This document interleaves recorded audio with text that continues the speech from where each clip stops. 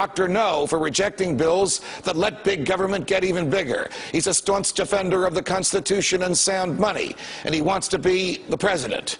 Earlier, in front of the national debt clock, a few blocks from here in New York City, I talked to him about big government interference with our freedoms and our property and how that can be stopped.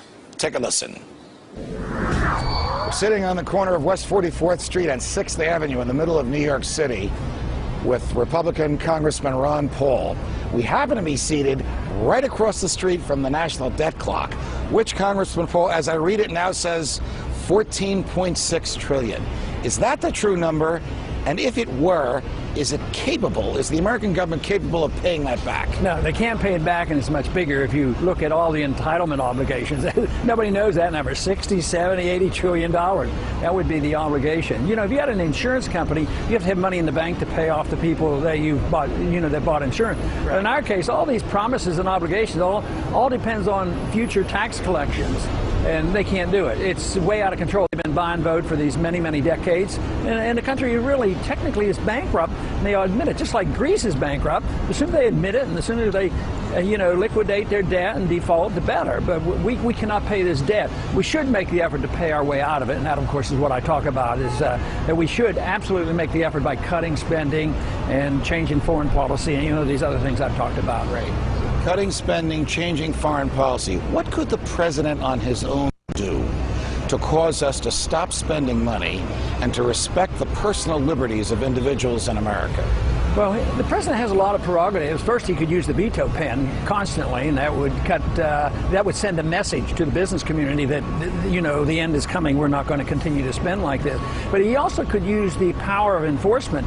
I don't know why a president should feel obligated to enforce unconstitutional laws and regulations. He should just back off. Or even to spend money that he believes is unconstitutionally authorized. Yeah, and he spends money, of course, that he doesn't have. I mean, starting a new war like in Libya, didn't even have the courtesy of mentioning it to the Congress. I mean, that has to stop. It's an attitude, it's a psychology that's been around, not just with this president, but it's been around and been developing for many decades, so it's out of control. I think that psychology and attitude sometimes pervades into other parts of the government. For example, just this past weekend, the police commissioner of the city of New York, Ray Kelly, who once was the head of the Federal Drug Enforcement Administration, said that the New York City police have the hardware and the will to shoot down planes or enemies from the sky that, in his view, might be attacking the city. Question, is it the job of the local police to be shooting down planes in the sky, no matter what evil they may think is coming from them? And you use the word might. Yes. Might be. Might. Well, it sounds rather aggressive and abuse of power, scary. When you think of the judicial system, and you know a lot about that, just think of what they do illegally and the way the system works and how they talk about assassinating American citizens, not giving proper, habeas corpus, protection. So it really is out of control. But this is where I'm encouraged, especially when I'm talking to young people. They're tired of it all. They understand it, and they want their freedom. They know they're not going to get taken care of by the government. I think that's the best thing that's happened, is the attitude of young people realize that they're not going to be taken care of. And they'd like, they talk about opting out of Obamacare. I talk about opting out of the whole system. That's what the young people like.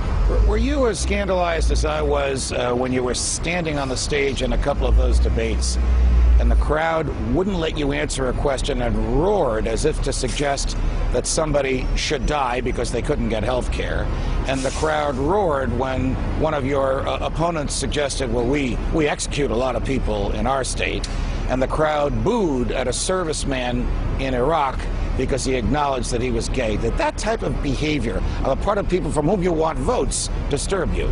It really does, and I try to, talk to myself and say hopefully it's not quite that bad, and I don't think it is, because at the same time I hear that, and this is a certain group that goes, to these debates, but when I go to campuses where the young people are thinking about liberty, they don't boo that stuff. They cheer my positions on this, that we shouldn't be talking like that at all. It might surprise a lot of people watching us to know that there's another group of young people who support you overwhelmingly, and those are members of the United States military. In fact, there was recently an editorial called "You Want Him," and this was in a military newspaper, and the hymn was referring to you. And in this editorial, it reflected that you get a larger percentage of political contributions from active duty and retired military than the other Republican candidates combined. How can that be? Are they telling us something? I think their lives are on the line, and they've been ripped off. They've been sent over. I was in the active military, then I was in the Guard. Right. But the Guard is supposed to guard us. Reserves are supposed to be there in case we were attacked. But now, the services are so worn down, they send some of these Guard units and Reserve units overseas. They're worn out. Just think of nobody talks about the cost in human life. 8,000 Americans have died in these wars that are illegal and, not declared. 40,000 severe injuries. And all I do is talk about, look, if we need to defend this country, we do. I tried my best when I was in the military. Right. But we just can't continue to do that. I think the military liked the idea of somebody being cautious. I certainly was looking for somebody cautious in 1965 when LBJ escalated the Vietnam War. Right. I wasn't all that happy about that. So I can identify with why active military people are sympathetic to what I'm saying. As wrong as it was for George W. Bush to have invaded Iraq and Afghanistan, wasn't that evil compounded by paying for it on a credit card? Stated differently, in a year or so we'll be gone. We'll still owe $2 trillion. For a war that will have been history and will not have made us any freer or any safer. Yeah, first they went into war the wrong way. The war wasn't necessary for our national security, and what you mentioned is paying for it. But history is pretty accurate in that most wars are paid for through debasement of the currency. That has been, inflating the currency. So that is pretty traditional. So that's why you should be absolutely cautious about going to war, because it has economic consequences. How fearful are you about debasement of the currency?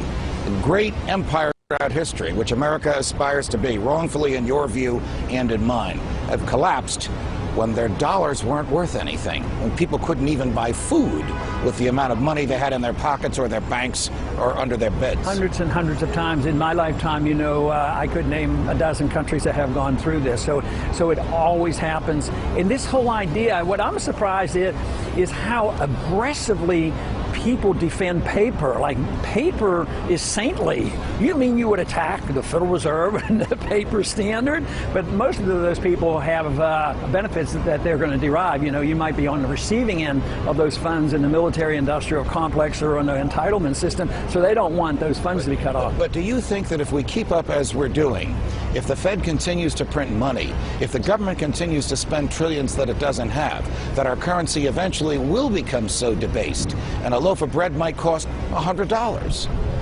Oh, absolutely. I mean, just think what's happened since 1971.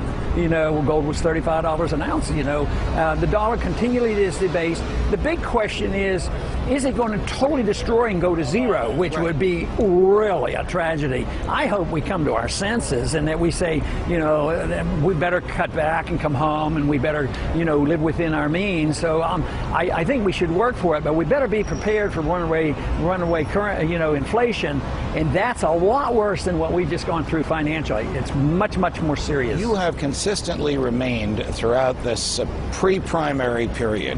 We're now at the end of September. The first caucuses and primaries are in January and February. You have consistently remained between 10 and 14% of the Republican vote in all the polls, whether people want to reveal the outcome of the polls or not. You are there. We actually saw a poll the other day in which you were second, and it said Mitt Romney first, Rick Perry third, and Michelle Bachmann fourth. We only know how to count. Is the Republican Party starting to take you seriously? Do they recognize that your ideas and articulation of them have caught fire amongst young people, even people my age, throughout the country? Yeah, I think so, and I think some of them worry about it. Maybe they don't want us to get that message out too strongly, but so they're sort of trying to water it down, and they take the message. That's not an unknown thing in history. Water down the message and take hold of it and say, I'm attacking the Federal Reserve, or something like that, but they don't really believe it. We've seen a little of that from some of your opponents who said, we favor auditing the Fed. They didn't say that 4 years ago. Well, that's a good sign, and some of them are saying, well, maybe it's time we ought to think about bringing those troops home from Afghanistan. Yeah, it's about time we started thinking about that.